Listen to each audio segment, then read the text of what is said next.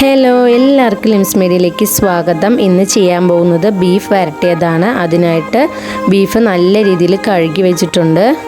അതിലോട്ട് 1.5 table spoon മുളക് പൊടി ചേർത്ത് കൊടുത്തിട്ടുണ്ട്. 1 ടേബിൾ സ്പൂൺ മല്ലിപ്പൊടിയും ചേർത്ത് കൊടുത്തിട്ടുണ്ട്.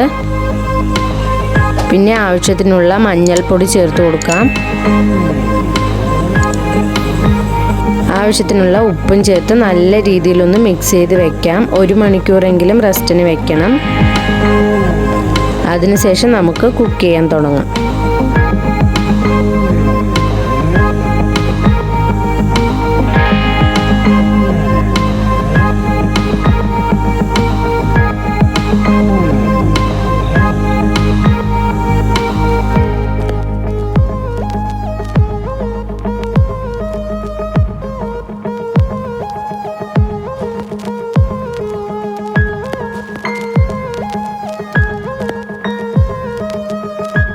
ഇനി നമുക്ക് ബീഫ് വരട്ടിയത് ഉണ്ടാക്കാൻ തുടങ്ങാം. അതിനായി ആദ്യം ഒരു ചട്ടി എടുത്ത് അടുപ്പത്ത് വെച്ചിട്ടുണ്ട്. അതിലോട്ട് ഓയിൽ ഒഴിച്ചു കൊടുക്കാം. നല്ല രീതിയിൽ ഓയിൽ ചൂടായതിനു ശേഷം കടുക് പൊട്ടിക്കാം. അതിലോട്ട് സവാള ചേർത്ത് കൊടുക്കാം.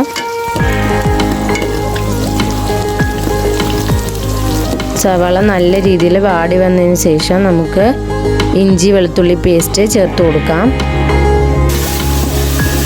ഇത് നല്ല രീതിയിലൊന്ന് ഫ്രൈ ആകണം. അതിൻ്റെ പച്ചമണം മാറുന്ന വരയ്ക്കൊക്കെ ഫ്രൈ ചെയ്യാം.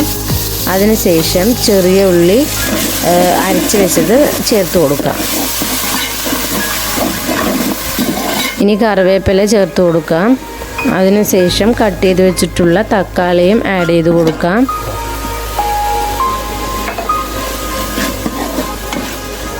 തക്കാളി നല്ല രീതിയിലൊന്ന് ഉടഞ്ഞ് വന്നതിന് ശേഷം നമുക്ക് മാരിനേറ്റ് ചെയ്ത് വെച്ചിട്ടുള്ള ബീഫ് ചേർത്ത് കൊടുക്കാം.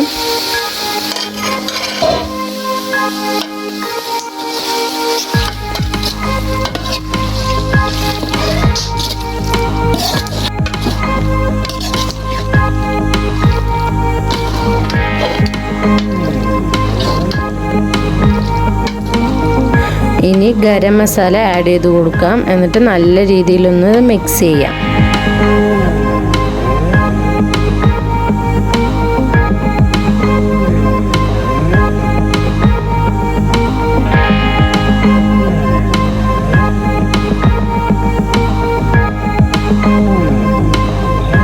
പിന്നെ ആവശ്യമായിട്ടുള്ളത് ബീഫ് മസാലയാണ്. അപ്പോൾ അതും കൂടി ഒന്ന് ചേർത്ത് കൊടുക്കാം. എന്നിട്ട് നല്ല രീതിയിലൊന്ന് മിക്സ് ചെയ്യാം.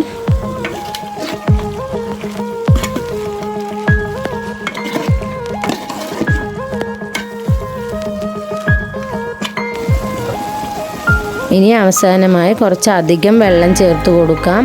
എങ്കിൽ മാത്രമേ ബീഫ് നല്ല രീതിയിൽ വെന്ത് കിട്ടുള്ളൂ. കുക്കറിൽ വെക്കുകയാണെങ്കിൽ പെട്ടെന്ന് വെന്ത് കിട്ടുന്നതായിരിക്കും.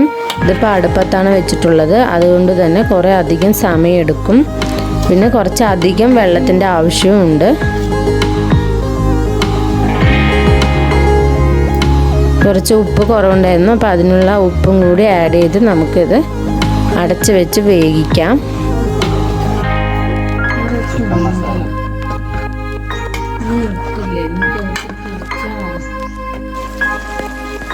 ബീഫ് വരട്ടിയത് റെഡി ആയിട്ടുണ്ട്. അവസാനമായിട്ട് മല്ലിയിലയും കൂടി ഇട്ട് കൊടുത്ത് നമുക്കിതിന് സെർവ് ചെയ്യാം.